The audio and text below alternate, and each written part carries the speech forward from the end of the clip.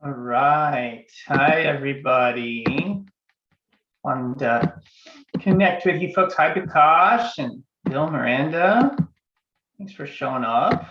Good morning to you wherever you are. I know it might not be morning where you are. In fact, it's probably only morning where I am now because it's 11 a.m. here. But yeah, excited to be here. We're live on YouTube for the first time. I'm trying that out.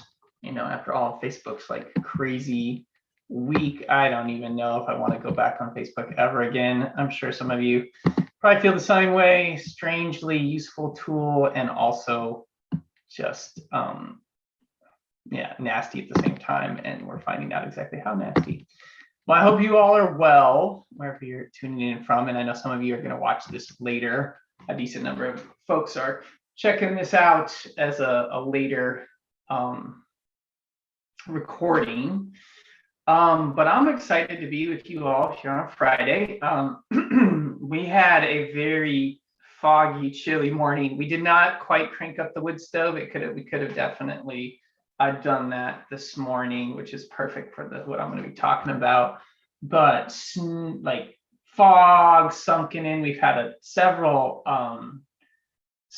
days of fog because, you know, what happens here is we get these big heavy rains, and we live in a valley, and it just soaks deep into the ground, and then we have all this moisture, and then at night it just kind of like seeps out, and then like the clouds come down low, and then we can have these very foggy mornings. And salmon are still in the river, which is perfect. I had a salmon day yesterday with my son Orion, and we saw and I don't know if any of you have ever seen this before, but like salmon corpses, like the white, you know, like the salmon have died, they've spawned, and then they're just there, you know, like their bodies are in the water or they're on the banks, and it's just this amazing, exquisite sight of their sacrifice, of their bodies, their nutrients going back to the land. And so I'm thankful for the salmon this morning. Obviously, that's what I'm talking about here. And if you want to chat, type into the chat, those of you who are joining us, you know, your gratitude and where you're calling from or joining in from, that would be great. I'd love that. And yeah, I'm gonna just fiddle with one technical thing here. My live stream on, see, I'm trying to get this on YouTube at the same time, and I'm not sure if that's actually working or not. Who knows? Maybe it is, maybe it isn't. Okay, yeah, it is working. Okay, cool.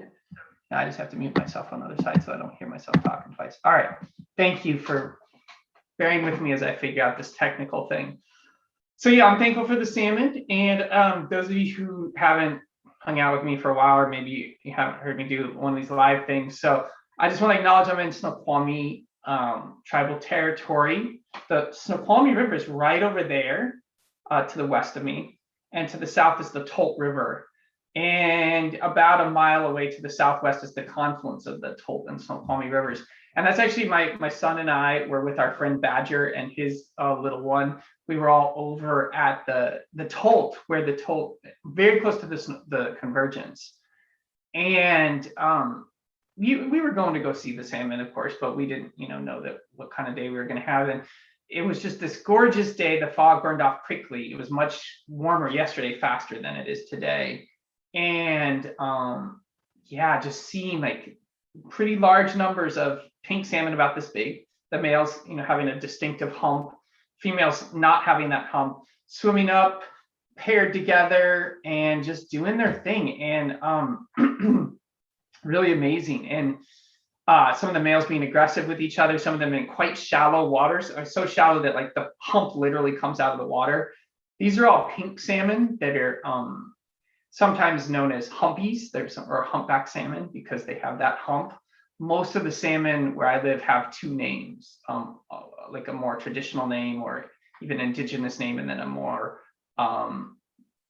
modern name or common name that people say. And oh, yay. So got some folks tuning in here. Miranda is calling in from Kumeyaay territory in San Diego. I'm thankful for the rain. Excellent. And Michelle, thankful for the salmon and steelhead people in the Tamalpais watershed, Coast Miwok, Tamalpais First Peoples. Awesome.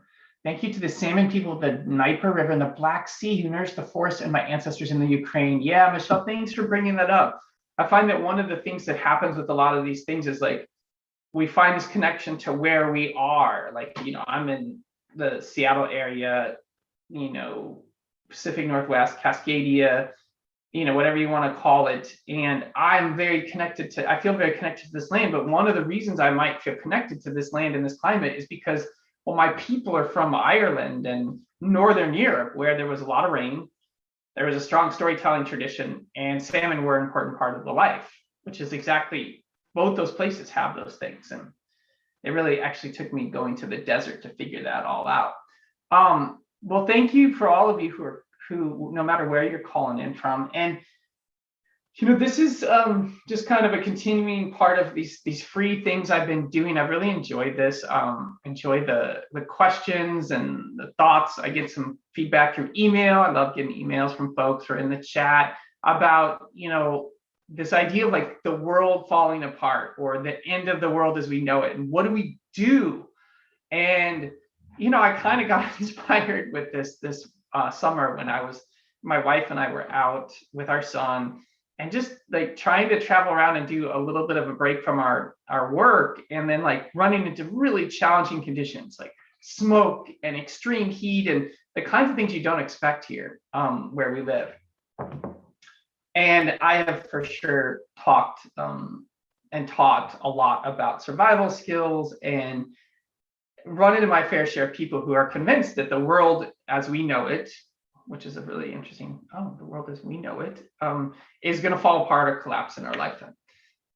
And that might happen. And that might not be a bad thing, actually. I mean, that's one of the things sometimes I want to put out there. It's like, well, maybe that's not such a bad thing for the planet or us. And, since I started doing this series about once every 2 weeks or so, a lot of interesting things have happened in the world, of course, because the news is just kind of constantly interesting. But in America, not only have we had the challenges of the Delta variant and all of our still political difficulties and a lot of trouble finding common ground, the other thing that's happened is all this shipping container stuff. And you go into a lot of American stores now, and they are much more bare than they have been for the last probably 2 decades.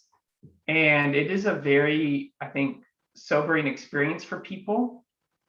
And I think it's a good one. I think it's a really good experience for a modern 21st century Americans to walk into a store and not be able to get everything they want. And, ironically, most of the stuff that is, I think, off the coast of California and Washington right now, most of those shipping containers, as I understand it, are not actually essential goods and services. Like, there's not a lot of food there. There's maybe some.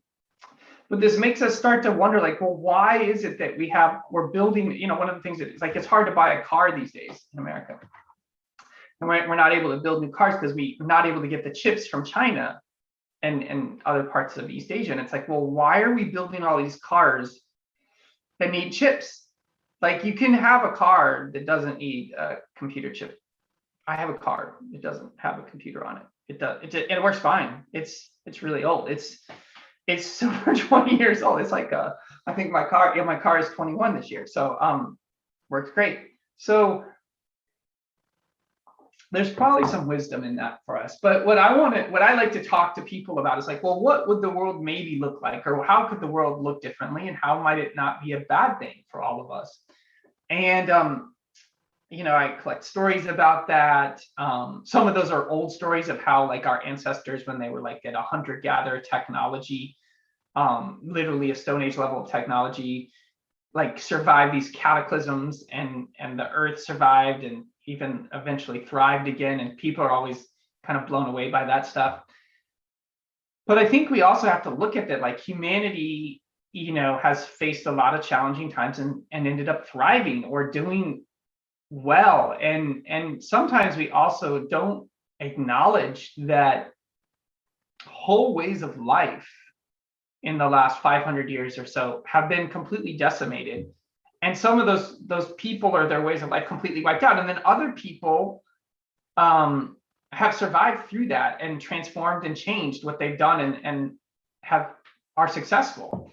I think one of the most incredible stories about that is at least the stories of some of the surviving San Bushmen and other tribes of Bushmen in Africa who at least have pieces of their culture that's up to 60,000 years old still around. Their relationship of where they live, the places they're living, how they're living, with some element of some modernity in there, but then still like having time out in the African bush and in the wilds and retaining a huge amount of their traditional ecological knowledge. So one of the peoples that I've heard stories about and read about that I think has gone through huge changes around that are the people I want to talk about today. And they're the people that live out in the Kamchatka Peninsula of Siberia. So if people aren't aware where Kamchatka is it's basically west of Alaska. And Kamchatka, I've never been there, but I mean, I'd love to go there. Kamchatka is like north of Korea and it's north of Japan and it's a piece of Russia and it's a very remote area. It's very rugged. There's not a lot of, if any, roads that go there. Like most of how you get there is through boat. And there's this amazing man who has some great stories named John Turk. And he wrote, this is one of the books he wrote, it's called The Raven's Gift. Let me down so you can see it a little bit. And his story is, his personal story is really great. And I encourage people to check out his books. I'll put that in the chat here. But John's story is, and I have not met him, though I think it would be fun to meet him. He's written, I think, like 3 or so, oops, sorry, The Raven's Gift, not The Raven's Kit. Skit. John was just about to finish his PhD in some sort of research-based field, a scientific-based field, and he had this sort of awakening experience out with his dog, and seeing his dog up in the mountains just like become so alive and so wild and free. And John had this kind of realization that moment that he could not spend the rest of his life in a lab doing research, stuck. Like he just loved to travel, he loved to adventure. So he spent the rest of his life out doing that. I mean, he had some other work that sustained that, but, and one of the things he did that I think still just blows me away is he had this theory, he has this theory that there's a certain number of people in every group of people, a certain percentage of people, that they basically long to be the sort of the wild adventurers, the explorers. They're not comfortable with just being sedentary in their village, and that they want to go out and be in the wilds and push the edges of their culture. And I think, you know, he obviously kind of saw himself as one of those people too.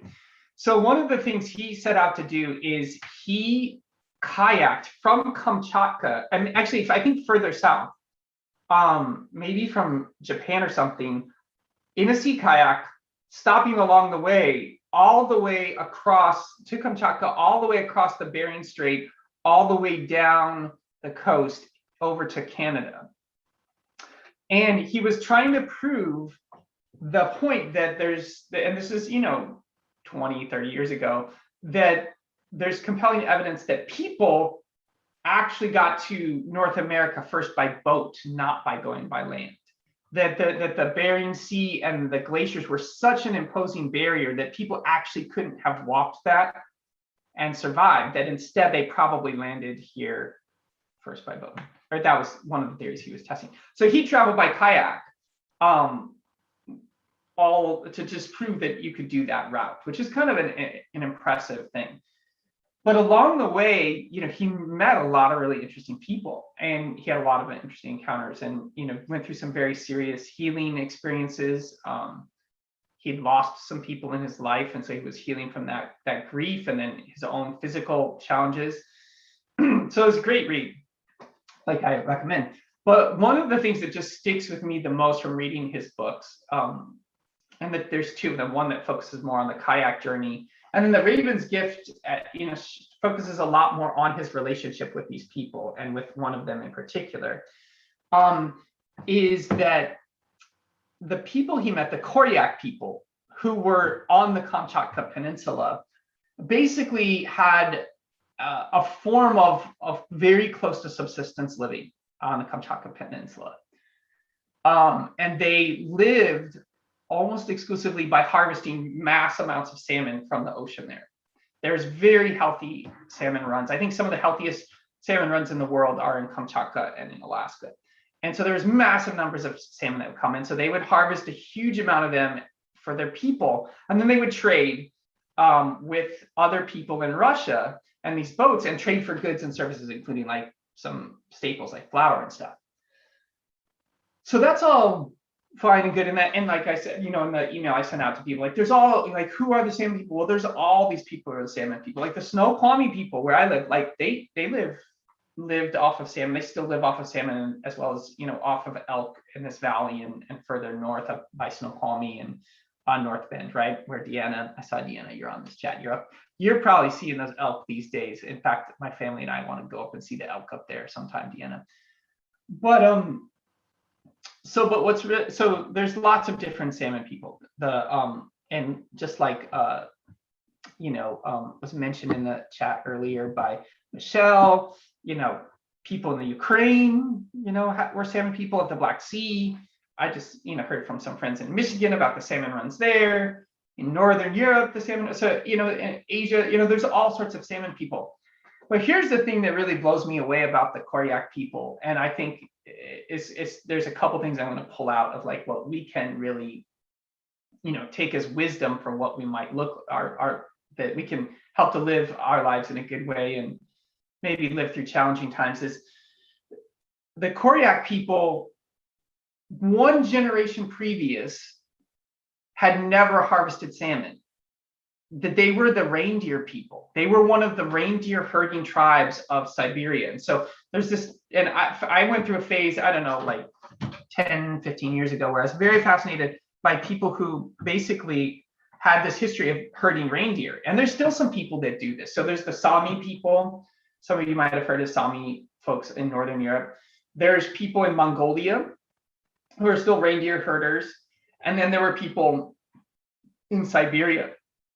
So the Koryak people were one of the groups that had lived like almost exclusively off of reindeer and being nomadic and like basically tending to these vast numbers of reindeer. And so you hear in the stories about their relationship with reindeer and them singing to the reindeer and singing to the wolves and keeping the wolves away. And then like the Soviet Union came along and basically took that all away from them. They were basically like forcibly removed from being reindeer people and moved out of the wandering nomadic existence of Siberia and then put on the Kamchatka Peninsula and forced to learn to work with salmon.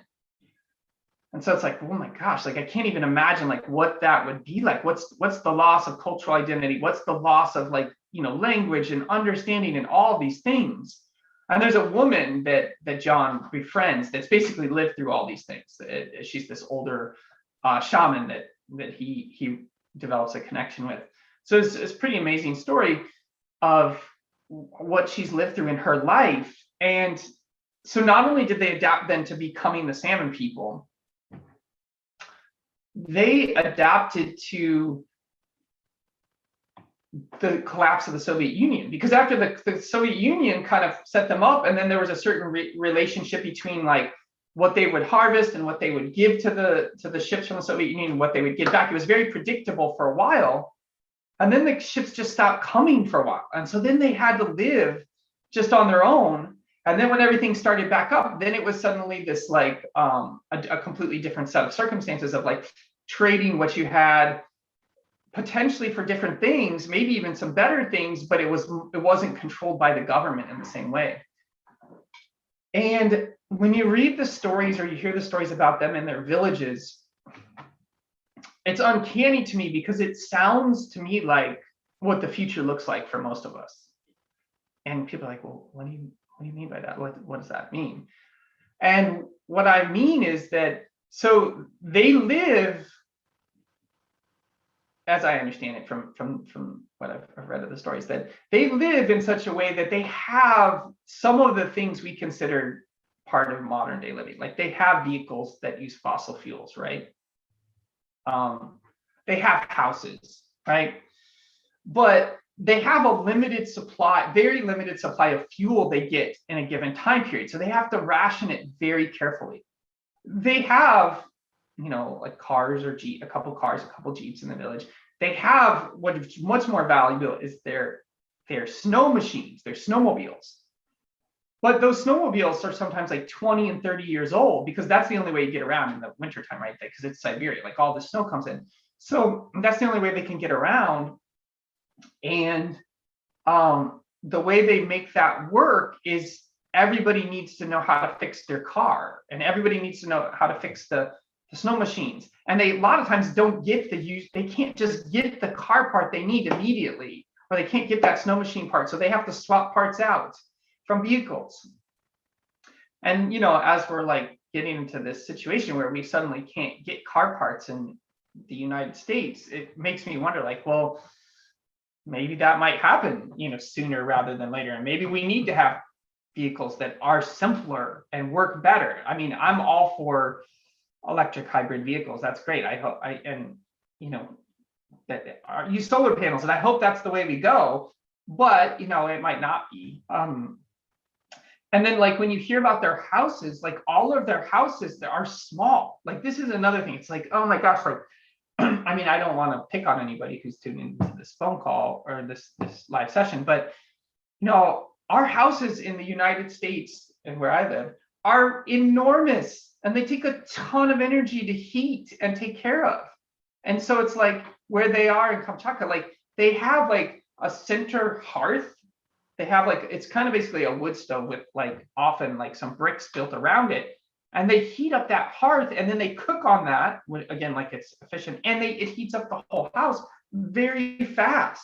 So a very small amount of wood can heat up the place for, in a very fast way. So there's these stories of John, coming in basically from the ocean, like, kayaking through the almost freezing cold water and like, crashing onto the shores, and then being taken in and like warming up in like 20 minutes, warmer than he's been for weeks out on the ocean, kayaking in these little like houses that are basically cobbled together too. Like they have like some of the things we might build our houses out of, like wood and things like that, like they have, plywood, things like that. But it's kind of that sort of tar paper shack kind of setup. But because they have these incredibly efficient stoves and ovens, they're really warm. And people are probably wondering, well, like, how does this relate to salmon? And well, they live in a place where there's like massive runs of salmon. And one of the things we don't think about sometimes is if suddenly we weren't quite so dependent, and say like there was a shrinkage of like our capacity to transport everything so far and so easily, what the ecological benefits might be of some of that, and how some of the food systems that were there traditionally might come back in larger numbers. And the thing that really strikes me, and I've heard this time and time again, and this is probably one of the biggest lessons I think for any of us to take away, any of us who have smartphones, or we're on a computer right now talking, and is I've heard this from my friends who've spent time in far northern Canada, in traditional indigenous villages there, people who've been to Africa, seen this in my own experiences in different places, is that in those places where life is much simpler, where people are baking bread by hand and they're harvesting salmon and they're sew their own clothes, and like, I don't want to put it on a pedestal. Like there's definitely, challenges with health and healthcare and things. But a lot of times the messages are that people there are at least as happy, if not happier, than we are here, with all of our modern amenities and all of our smartphones and all of our gadgets and all of our stuff that's distracting us all the time. And I think some of you probably know that I'm somebody that really believes that we actually are happier if we do some things by hand. It doesn't have to be everything, But I've been struck by reading about their stories and hearing their stories about this hybrid society where there are elements of indigenous hunter-gatherer qualities. There are elements of the modern 20th, at least 20th century technology, maybe not 21st century technology. And then there are elements of some sort of future potential of like a much reduced footprint that's much more localized. That yeah, there is still some fuel. Yeah, there is still some amenities, but that it's like much slower and it's much kind of contracted. And those contractions might be part of our future. In fact, we might be in one of those contractions right now. I just, shared something with some folks where I said, well, this whole supply chain thing, this whole crunch might be one of the better things for us, because this could be an opportunity for us to rethink what we're doing in these times. And like, maybe it will help us like build a few more things locally or make a few more things. Because I don't think this vast amount of shipping all across the Pacific Ocean and the Atlantic Ocean all the time is doing it any of us really any good. Like, and making lots of stuff we really don't need and then buying a lot of stuff we don't need. So I don't want to just, get up here on a soapbox and throw all that stuff out there. I'd love to hear questions and comments about this. I'm curious what people think about this. Like, what strikes you when you hear the story about these folks, the Salmon people, the Koryak people? I'm going to put that in the chat. The Koryak people from the Kamchatka Peninsula. What is alive for you when you hear that? What comes alive for you when you hear about the Kamchatka, the Koryak people in the Kamchatka Peninsula?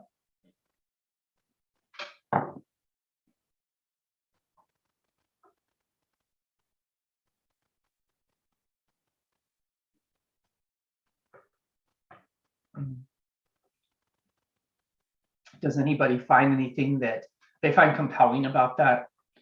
Do you find it kind of scary? It's like, oh, well, like that could be our future, and maybe that's not what I want to see. Maybe I want to see, maybe we like all of our creature comforts. I know how that is for people too. Yes, thank you, Tate. That's a great point. They must have had so many practical skills to adapt during huge changes and sudden loss of resources. Exactly.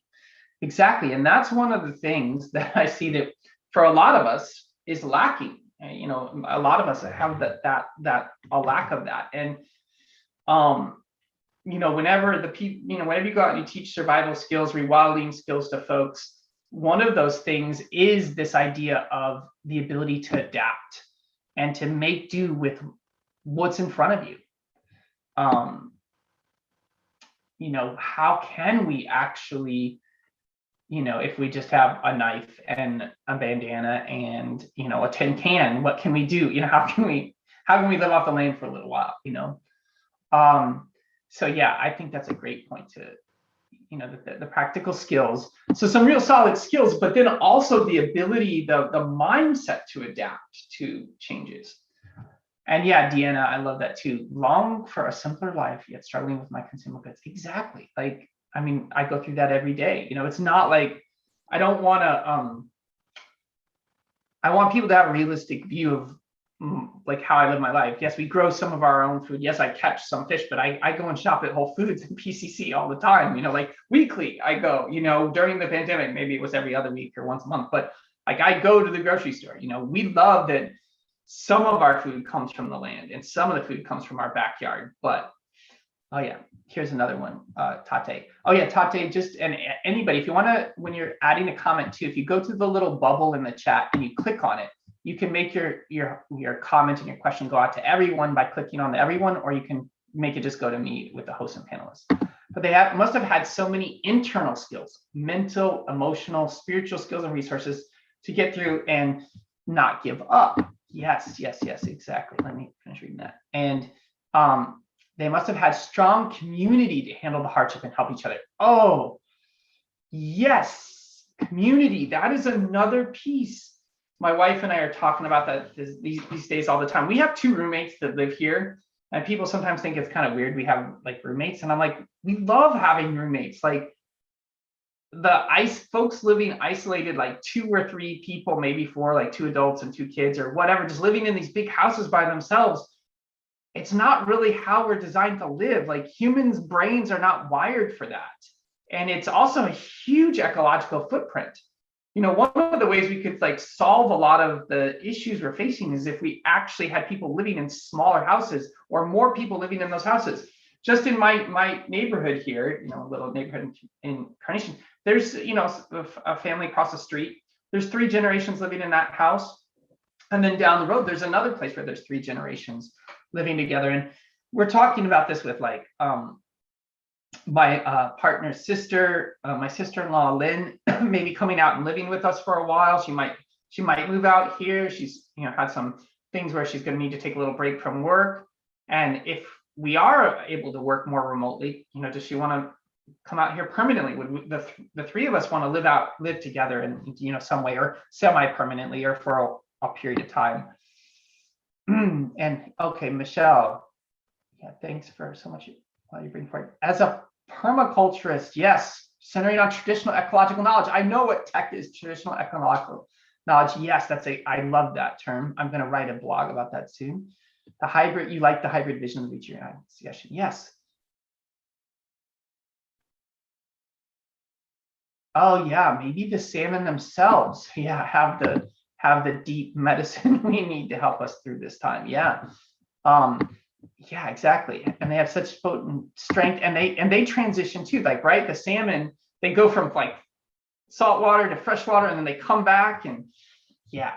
And they've been, at least so far, doing okay right now. I would love to see the salmon come back to, all of their traditional lands, their traditional territories, all up and down the West Coast. And, so, okay. Oh, here we go. Oh, awesome. So many great quotes. We're gonna have so many lonely people and so many desperately overwhelmed moms and dads. Exactly, Tate. Like this world we're living in, like the stressors we have in modern day, I don't think is normal. I don't think it's really what most people are expected to do. And even the work weeks, like where we're supposed to like work these insane hours, and then like parents are separated from their kids for so long. Wow, this is a really rich chat, everybody. And welcome, Carter. How you doing, Carter?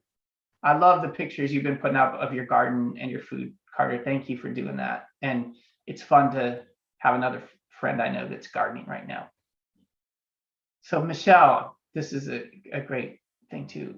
Let me read this out. I'm curious about the next year of stakeholder wild food, if it may be plants. And a Taoist who has been mentioned by human practitioners on very little food, mostly plants, and some key wild and high vibrational medicine plants.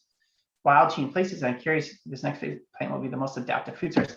That's a really great question, Michelle. And I've been teaching this course with Tony Ten Fingers recently, called Ancestral Wisdom for Challenging Times, or something like that. I might forgot the name of my own course. Sorry about that. But one of the practices he wanted people to do, he's like, I want you to practice fasting some. And he's like, I do this sometimes. It was a traditional practice of my people to just remember and to know what it's like to not eat food 3 meals a day, and to be like, oh, this is actually not so bad. And actually it might be good for us. And it has spiritual aspects, and it has other things, and yeah, might we be able to, Michelle, like get by on a lot less food, and might that be the way we go forward? I've read some really fascinating things about that, and I know that one of the key things is the people who live that way, they have a very different lifestyle than the modern, very busy life. And one of my teachers is a Taoist priest and teacher too, and we talk about like nourishing our life and nourishing ourselves through not having a super stimulating, busy, exhausting life. You can't do the things you're describing and have that. But if you have a more quiet, contemplative life where you're connected to that wild chi, I think that that's much more possible. So, all right, let me see. Yeah, living together in bigger community households, yes. And the many people driving in their cars, one person per car. It's really nice to have seen that change. Like we've actually experimented with that, and we've realized, here in Seattle area, it was the whole COVID thing, it was drastic. Like the amount fewer people driving in their cars, it was unbelievable. It went from like 90%, or 95% to like 10% of what it used to be for a while. And now it's gone back, at least to some degree. But we're also realizing we don't need to go to work. Like, I mean, I'm sure some of you on here are actually people who didn't need to drive to work for a while and then realized you could work long distance. And so that's kind of where we get that vision of something that's maybe hybrid. What if we did all work more remotely and locally, like, and live more ecologically conscious in more of an eco village or something. And yeah, okay, let's see. The whole lifestyle change in community support, so more householders can dip out for regenerative practice. Yeah, we tried to do that in my house, like, and that's one of the things, like when we put out our call for roommates, Michelle, like we were like, okay, people who live in this household, like most of them have a meditation practice, most of them have done qigong practice, a lot of them are into natural movements. They're into tea. We grow some of our own food. If you're into these things, permaculture, this is probably a house for you. And so, but not all of us who live here always have the ability to have that more quiet lifestyle, but at least a little bit. And I know my wife and I, we have a commitment to making sure we both get nature time every day if we can, and some of that qigong time you're talking about. And I think that's something that can happen in those places where you have that connection to nature. I know that when I'm more connected to nature, I need to eat less. It's a weird thing. And some of you know Alexia Allen. I know some of you have been over to Alexia's place, Hawthorne Farm. If you want to know like a model of like what we're talking about, a future vision model, Hawthorne Farm is one of those places.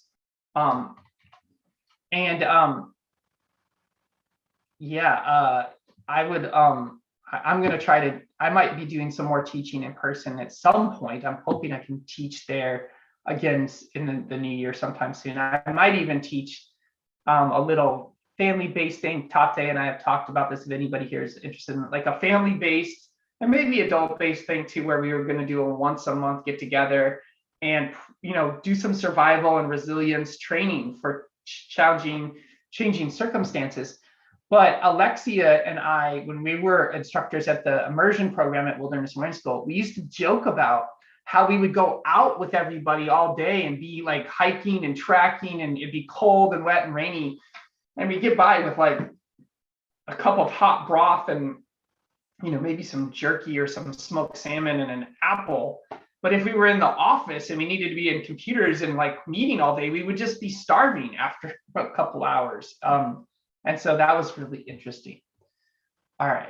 And Michelle, permaculture and traditional ecological knowledge, Hazel Ward, social forestry in the end of the world as we know it. The steam engine as we prepare for collapse. Yeah, I think this is something to think about. Like, it's like preventative work to be prepared and maybe to actually make a conscious choice to start to contract a little bit. And that can help us both economically, ecologically, and just psychologically. So I'd love to work with Hazel. You can put us in touch, Michelle. All right. Hawthorne Farm, Alexia, yes. Yeah, Miranda, needing to eat less when you go camping. Isn't that weird? You're actually burning more calories usually because you're hiking and you're outside and you're cold. And then, but you need to eat less. And my theory on that, and is having done all this work on like hunter-gatherer physiology and neurobiology and stuff, is that I think that as human beings we kind of have two basic modes, and one of those is sort of the village mode, right? And the village mode where we have our shelter, we have our food resources are there, we have other people, we're comfortable. And we'll tend to eat and rest and relax, right? We talk about that, right? Like that sort of rest and digest version, right? And then the other mode is we're out in the bush and we're wandering and we're hunting and gathering. And in that mode, we tend to like a whole different aspect of our nervous system gets switched on. And like that's the time when I notice I need to eat less. I feel a lot of energy. I feel more alive. And you can't do that forever. But when you do that and you engage in that part of your brain and body, something else happens. And part of that can be a lot less hunger and a lot less needing to eat. And what's weird is right now in our kind of world, we can't really do either of those two successfully. We kind of, like the way our world's set up is it makes it really hard to do either of those, because our work is actually usually sedentary and kind of mentally stimulating, but not very physically stimulating. And then our time at home is often a combination of like wanting to rest and digest, but also longing for adventure and wanting to go out and do more. So yeah, what a conundrum, and what a possibility for all of us, right? What an opportunity. So while I have a live audience here, I'm just curious, what would people like to hear about and discuss and explore in some future of these kind of, and I'm probably going to do this more on Fridays, for a little while, I think. But what would you like to see and do in these kind of talks, like around like collapse or transition or change or traditional ecological knowledge? What would people like to see in these things? And also is, how many people would like to do a class like this? Like I'm planning on doing some sort of an online class coming up. I think I wanted to do a smaller focus group class of like about 10 people. And we do like a once a month thing along with like some individual work where we do like a 6-month resilience and preparedness training. Maybe as many as 15 people, but it would be a smaller group. But I'm curious about, like, in these sort of free Friday things, what kind of topics would you all like to see? What would be interesting for you? And what would help you feel more ready to engage with those things? Challenging times, or, some of the ups and downs we've been facing.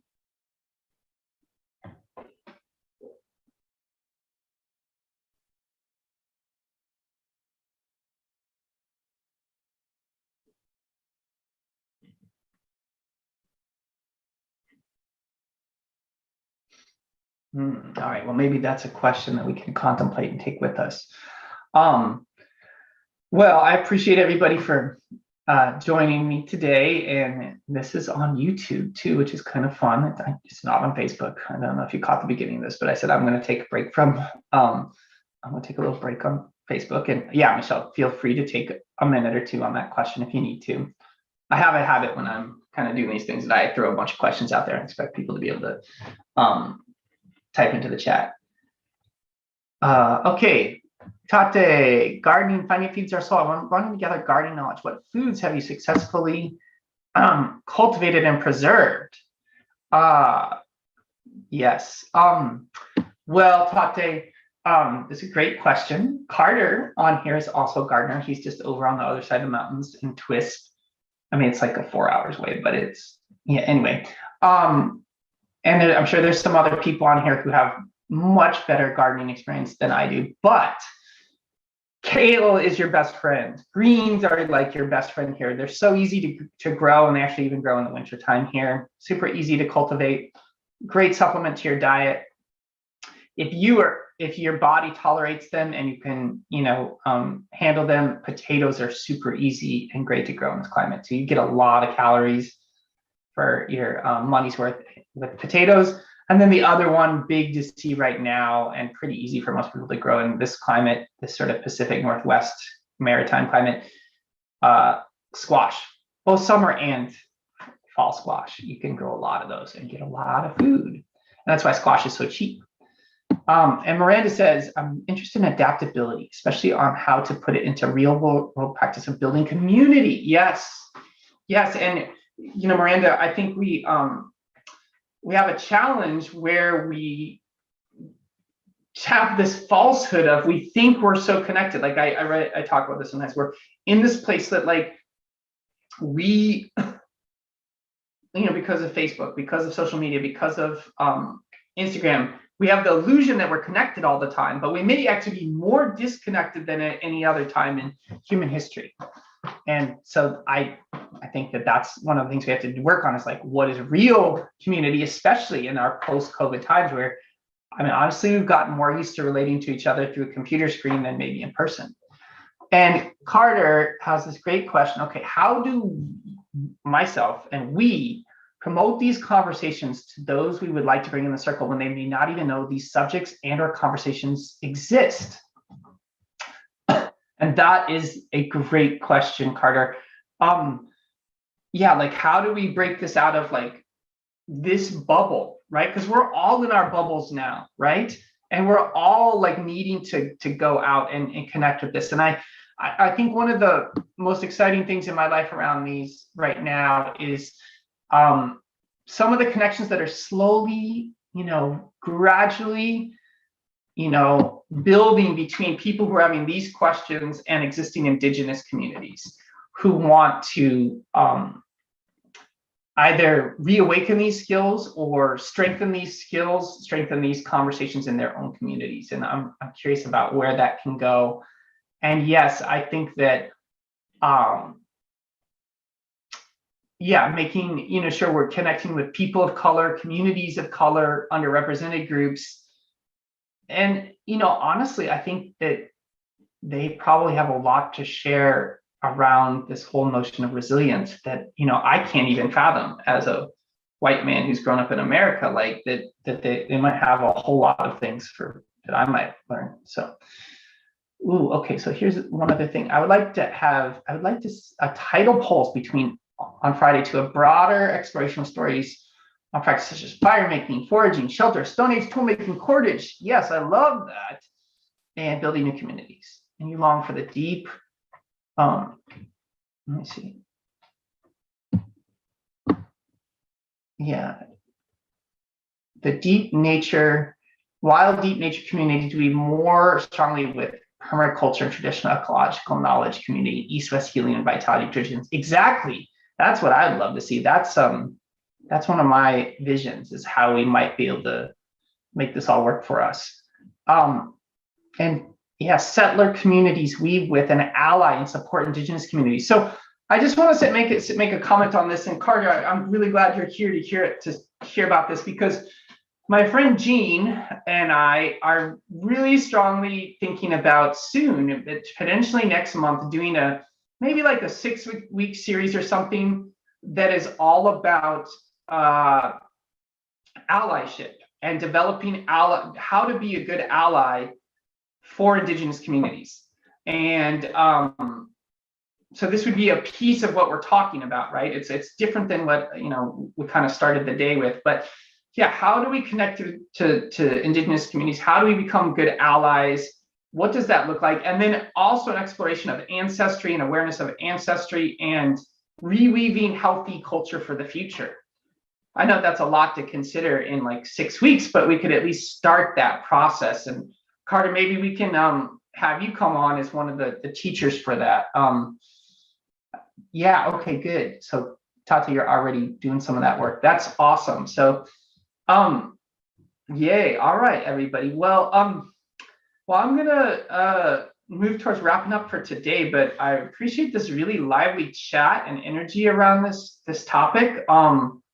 I'm thinking that the Friday time slot might be a little bit easier than the Wednesday one for people.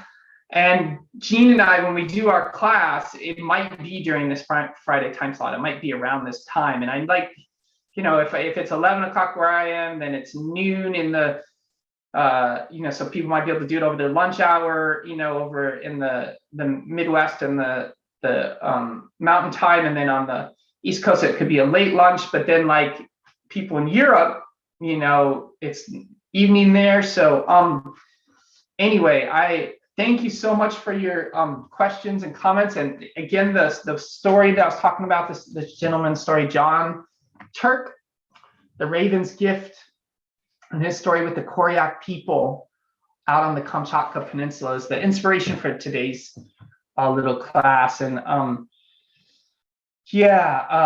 the land back movement, that's another one that it's good to connect with. And how can we work on that? And I think I'll just presence, most of you heard me talk about this, but the Snoqualmie tribal lands movement is doing some incredible stuff around this really cool changes and acknowledgement and getting cultural understanding of their land and their use of this land where I live, and language stuff and public works, and it's a whole nother topic. But all right, everybody. Well, thank you so much. I hope you have a great weekend. I look forward to connecting with you some more. As always, if you have questions or just comments or stories, I've got to admit, like these days, the comments and stories are huge for me. You can reach out to me at primalnate@gmail.com. And yeah, I look forward to talking and connecting with you folks in the future. And yeah, if you have a specific request, feel free to talk to me. And yeah, thanks for joining. All right, have a good weekend, everybody. Yeah, thanks, Michelle.